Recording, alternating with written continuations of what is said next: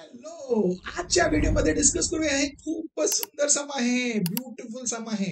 एकदम एकदम सुंदर आहे. तुम्ही स्वतःहून करू शकता आणि कॉन्फिडन्स आहे ना आता, कारण तुम्ही नॉन टेक्स्च्युअल सम्स बघितलंय ना, नाही बघितलं तर ते बघून घ्या. याच्या अगोदरचे व्हिडिओज आहे, थॉट प्रोसेस समजेल आणि त्याचं लिंक मी तुम्हाला डिस्क्रिप्शन मध्ये दिलंय. Very good. चला आता हे सब डिस्कस करूया. आपल्याला फिगर दिलंय आणि काय इन्फॉर्मेशन दिलंय, मग बघून घेऊया ना काय दिलंय इन्फॉर्मेशन मध्ये. पहिल्यांदा सांगितलं in right angle triangle ABC angle ACB is equal to 90 degree. म्हणजे या राईट अँगल ट्रायंगल मध्ये आपल्याला अँगल सी 90 डिग्री दिलं आहे. पुढे सांगितलंय a circle is inscribed in the triangle with radius R. म्हणजे या ट्रायंगल मध्ये एक इन्स्क्राइब सर्कल आहे. इन्स्क्राइब सर्कल आहे म्हणजे ते सर्कल त्या तिन्ही बाजूला टच करते. टच लक्षात ठेवा, टच करतायत हे लक्षात ठेवा. ओके. आणि पुढे सांगितलं याचं रेडियस आहे आर, स्मॉल आर. म्हणजे रेडियस दिसतंय ना, हे किती असणार आहे, स्मॉल आर. दुसरं जे रेडियस आहे ते किती असणार आहे, स्मॉल आर. हे दिलं आपल्याला. ओके, आपण फक्त इकडे मेन्शन केलं. पुढे बघा next statement. Small A, small B and small C are the lengths of the sides BC, AC and A B respectively. म्हणजे काय, बीसीचं लेंथ आहे स्मॉल ए, एसीचं लेंथ आहे स्मॉल बी आणि ए बी चं लेंथ आहे स्मॉल सी. हे दिलं आहे आणि पुढे आपल्याला सिद्ध करायचंय. काय सिद्ध करायचंय ते बघून घ्या. ते दिले आपल्याला प्रूव्ह करायचंय की 2r is equal to A plus B minus C. Interesting आहे ना. तुम्ही सांगणार हे कसं आणायचं. ओके, पहिल्यांदा बघून घ्या.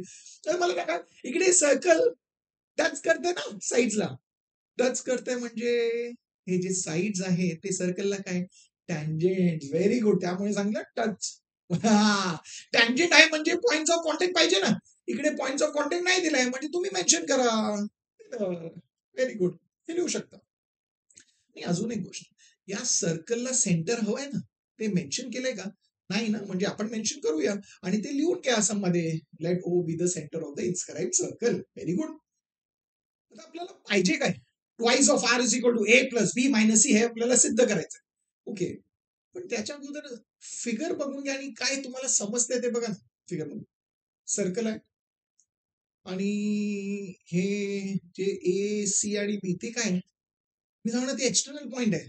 आता मी नेहमी सांगितले सर्कल आहे एक्सटर्नल पॉइंट आहे. सर्कल आहे एक्सटर्नल पॉइंट आहे म्हणजे टँजेंट सेगमेंट्स आहेत का बघा ना. आणि तुम्हाला सांगते फक्त ए घ्या, एक पॉइंट घ्या आणि या पॉइंट पासून, या टोकापासून या सर्कलवर टँजेंट सेगमेंट्स आहेत का, दोन दोन दोन. बघा बघा बघा. तुम्ही सांगणार हो आहे ना, एस आणि एटी. म्हणजे आपल्याला माहित आहे. आणि टँजेंट सेगमेंट म्हटलं तर फक्त पॉइंट ऑफ कॉन्टॅक्ट पर्यंत ते माहित आहे ना. आणि हे इक्वल आहे का, टँजेंट सेगमेंट थिअरम. पण हे सम सोपं करण्यासाठी ना आपण याला व्हॅल्यूज देऊया. म्हणजे आपण याला एक्स एक्स मार्क करूया. म्हणजे लिहायचं कसं, let S is equal to 80. S आणि 80 इक्वल का, टँजेंट सेगमेंट थिअरम. पण आपण लेट का लिहिलं, कारण आपण त्याला एक व्हेरिएबल असाइन करतोय. ते लिहा आणि हे असणार आपलं result number 1. Very good. Reason लिहिणार, वेट. पण झालं नाही. तुम्ही सांगणार तेच आपण सी ला करूया ना. सी पासून कोणते आहे, सी एस आणि सी यू. आणि याला मार्क करायचं वाय वाय. म्हणजे काय लिहायचं, लेट सी. परत परत लेट लिहायचंय का, नाही एकदा लिहिलं तेच कंटिन्युएशन आहे ना. CS is equal to C U. याला मार्क करूया वाय आणि हे आहे रिझल्ट नंबर 2. Very good. आता तुम्ही सांगणार थर्ड स्टेटमेंट तुम्हाला येते ना, लिहा. बी पासून काय ते, बी यू आणि बी टी ते इक्वल आहेत. यांना एज्युम करा झेड. आणि हे आहे स्टेटमेंट नंबर 3. तिघांचं रिझन सेमच आहे. काय ते, टँजेंट सेगमेंट थिअरम. समजे स्टार्ट केलं ना, स्वतःहून केलं ना, 3 स्टेटमेंट पण. आता बोला इझी आहे की नाही. हो, खूप इझी आहे. Very good. चला आता पुढे जा. तर हे झाल्यानंतर तुम्ही जाणार आपल्याला सिद्ध करायचं, त्याच्याकडे लक्ष द्या. आपल्याला पाहिजे twice of R is equal to A plus B minus C. Twice of R पासून काय मिळणार आहे, ट्वाइस ऑफ आर म्हणजे आर प्लस आर. काय मिळतं त्याची. पण तुम्ही याला जे राईट हँड साईडला आहे ना, ते ए प्लस बी मायनस सी. आपल्याला ए plus B minus C solve करून त्याचं जे व्हॅल्यू आहे ते 2r आणायचं. म्हणजे लिहून घ्या ना, ए प्लस बी मायनस सी. ते सॉल्व्ह करूया, बघूया 2r येते का. आता ए म्हटलं तर काय, तुम्ही सांगणार ए म्हणजे काय, बीसी. तर लिहा तिकडे एच्या जागी आपण बीसी लिहूया. प्लस बी आहे, बी म्हणजे काय, एसी. लिहा तिकडे एसी. Very good. ओके. आता मायनस सी आहे, सी म्हटलं तर काय, सी म्हणजे ए बी आहे. लिहा तिकडे. इझी आहे ना, सोपं आहे. आता परत बघा, प्रत्येक सेगमेंटला बघा. बीसी जे आहे, बीसी ला बघा आणि मला सांगा बीसी जे आहे तुम्ही सांगणार हे सेगमेंट आहे, पण तुम्ही सांगणार हे 2 सेगमेंट पासून बनलेलं आहे ना, म्हणजे त्याला लिहायचं काय, सीयू प्लस बीयू लिहिणार ना आपण. म्हणजे ते लिहून घ्या तिकडे, सीयू प्लस बीयू. रिझन काय, B dash U dash C between ते रिझन मध्ये लिहायचं. झालं नाही ना, अजून लिहायचं. एसी आहे, एसी ला बघा, आता तुम्हाला माहित आहे काय लिहायचं. एसी काय, एसी बनलेलं आहे 2 सेगमेंट पासून, ते काय एएस प्लस एससी, आणि रिझन पण आपल्याला माहित आहे. रिझन काय, A dash S dash C लिहून घ्या. ओके, मायनस ए बी आहे. ए बी काय, तुम्ही सांगणार ए बी बनलाय एटी आणि पीटी पासून, व्हेरी गुड. पण मायनस आहे ते ब्रॅकेट मध्ये लिहायचं, ते विसरू नका. आणि रिझन आहे ए डॅश टी डॅश बी, म्हणजे आपण स्टेप पण लिहिलं आणि रिझन पण झालं. एकदम सोपं आहे. Very good. चला, आता हे जे आपण राईट हँड साईडला लिहिलंय ना सगळं, त्यांचं व्हॅल्यूज आहेत ना, त्यांचे जे व्हॅल्यूज आहेत आपण घेतलं एक्स वाय आणि झेड, कुठून 1 2 आणि 3, ते सबस्टिट्यूट करा ना इकडे.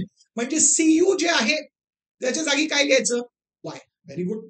युबी जे आहे त्याच्या जागी काय लिहायचं, झेड लिहा.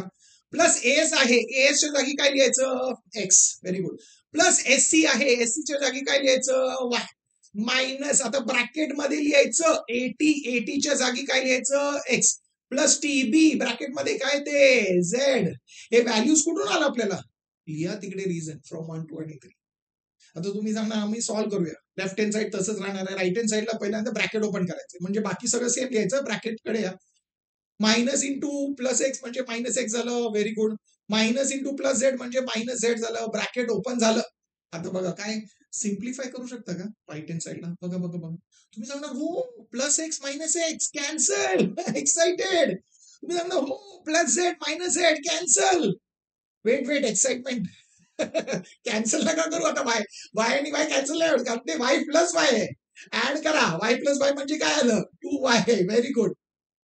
पण तुम्ही आता बघितलं तर आपल्याला काय मिळणार, A plus B minus C चं व्हॅल्यू मिळणार 2y, आणि आपल्याला पाहिजे 2r. पण काहीतरी आलं ना, एकदम जवळपास आलंय, आणि याला मार्क करा रिझल्ट नंबर 4. आता विचार करूया, आपल्याला पाहिजे 2r, पण आपल्याकडे आलंय 2y, म्हणजे एकच डिफरन्स आहे. वाय नको, वायच्या जागी आपल्याला आर पाहिजे, म्हणजे ते वाय खोडून टाकायचं आणि त्याच्या जागी आर लिहायचं. असं चालेल का, नाही ना. म्हणजे आपल्याला वायच्या जागी आर लिहायचं, म्हणजे आपल्याला त्याला इक्वल दाखवावं लागेल.